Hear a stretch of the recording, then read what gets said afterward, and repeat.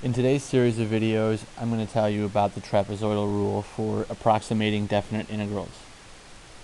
In order to understand how this works, you'll need to recall your geometric formula for area of a trapezoid, which is 1/2 times the height plus the sum of the bases.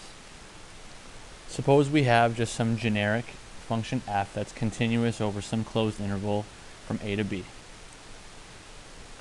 So suppose we partition the interval from a to b into n subintervals of length delta x.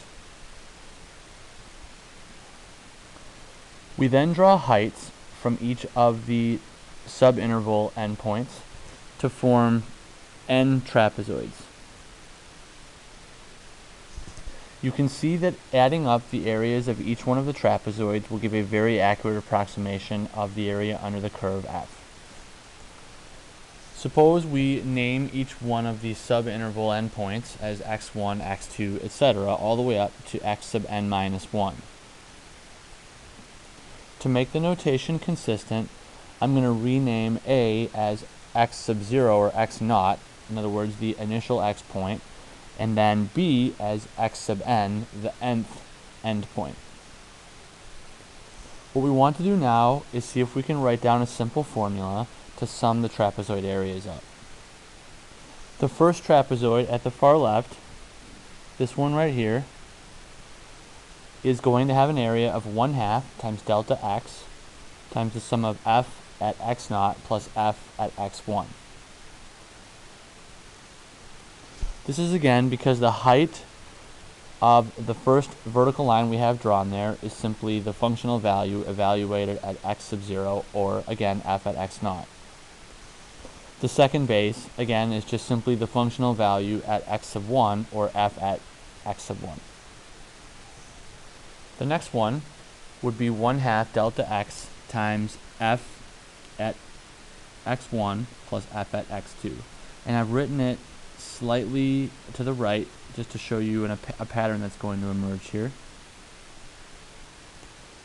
The third one would look like this. And so on down the line all the way to the nth.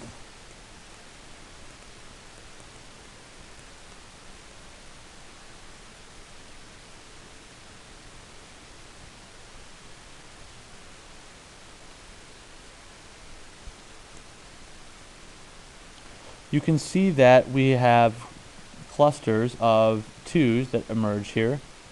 Here's 2 of the f of x1's. Here's 2 of the f of x2's. This pattern is going to happen all the way down until you get to the end. Just to show you what the n minus 1th term looks like, it's going to be f at x n minus 2 plus f at x the n minus 1. So there's going to be a double here. And so again, adding all of these up, and you get your general formula for trapezoidal rule with n subintervals. So basically the thing to remember is that it's always going to be 1/2 times whatever your subinterval length is, that's delta x, and then just try to remember that on the very left endpoint you're going to have a singleton, just a single f at x naught, so this would be the far left endpoint. You're going to have another singleton on the right end, so this would be the far right endpoint, f at x sub n, and then every other one is doubled. So in the next video I'll show you some examples of how this actually works.